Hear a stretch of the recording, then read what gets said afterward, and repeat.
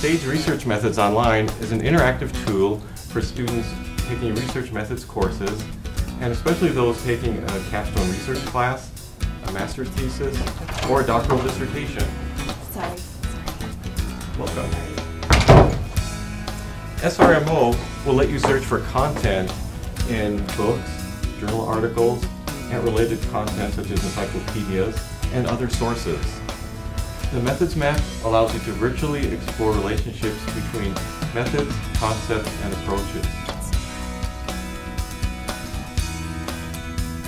SRMO lists are like bookmarks and can be used to create favorites lists of content on the site. You can quickly create a list of titles or content and share this with other users. SRMO also offers the entire Little Green Book series in digital format. The Little Green Books are a popular series of overviews on specific topics in the social sciences.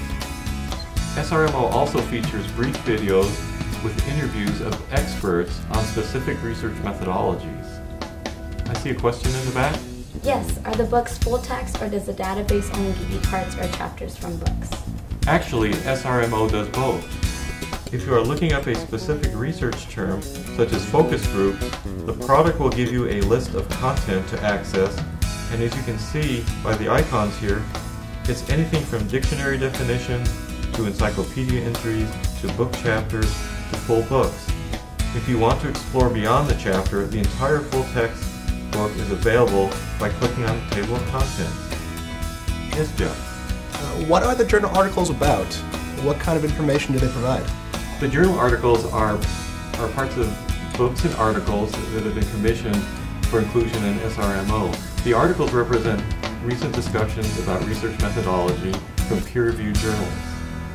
Are there any other questions? What are we using this website for? That's right, you came in late.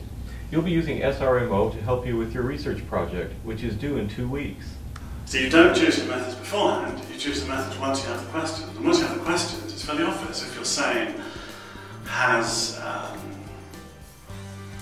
the extent to which children from poor families are clustered in particular areas or particular schools or are dealt with by particular hospitals, has that changed over time? You're going to have to collect numeric data about attendance at hospitals, attendance at schools. If you want to know, perhaps it has changed, why has it changed? Then you're presumably going to have to do some observation, some historical, documentary, archival analysis. So the methods fall naturally, almost like ripe fruit from a decent question. So I've been thinking more about my research project and research question, and I'm pretty sure that people who cohabitate aren't in any rush to get married. It's not a research question. I know, it's my opinion, and I hope I'm wrong. There's only one way to find out, not according to Stephen Gorard. There are courses being taught, resources being published, websites available and so on, which purport to be about research design, but actually are not.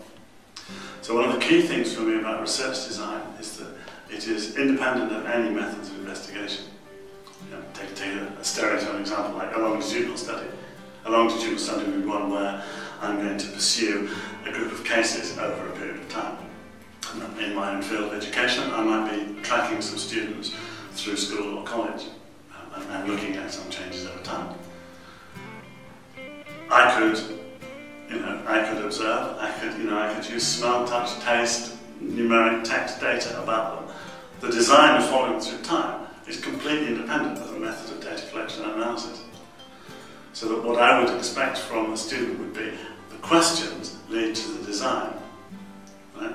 And also then to the methods. But the design doesn't entail the methods. Looking at the results list, I can see that there are books, book chapters, and dictionary entries to review. As I hover over these results, I can quickly review an abstract of the chapter or book to determine if I want to read more. I can also cite it and copy the citation to a Word document or export it using a bibliography manager such as EndNote. How often is the database updated with new content? Every year, 50 or so books and videos will be added to the site, including links to examples of journal articles using a specific methodology during the research process. Now, let's create a list of content for later reference. If you click on SRMO lists, you can see that there are existing lists created by other users. You can choose one of these lists or create your own. Then, as you find content, you can add books and articles to your list. Yes, Noel?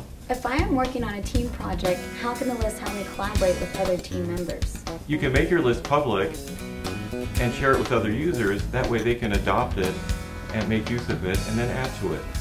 And what if I have any questions along the way? Can I call you at any hour? Not on your life, but you can go to MethodSpace, which is linked to the site. It's a social networking site where you can connect with other researchers who are SRMO users. You can join discussions, post questions, or just browse the discussion topics. Feature interviews with researchers from across the globe discussing various research methodologies. The topics include how do I choose between different research methods. Sarah, you're just in time. We were just talking about how I won't be accepting any late research papers. I'm not worried. SRMO makes it so easy.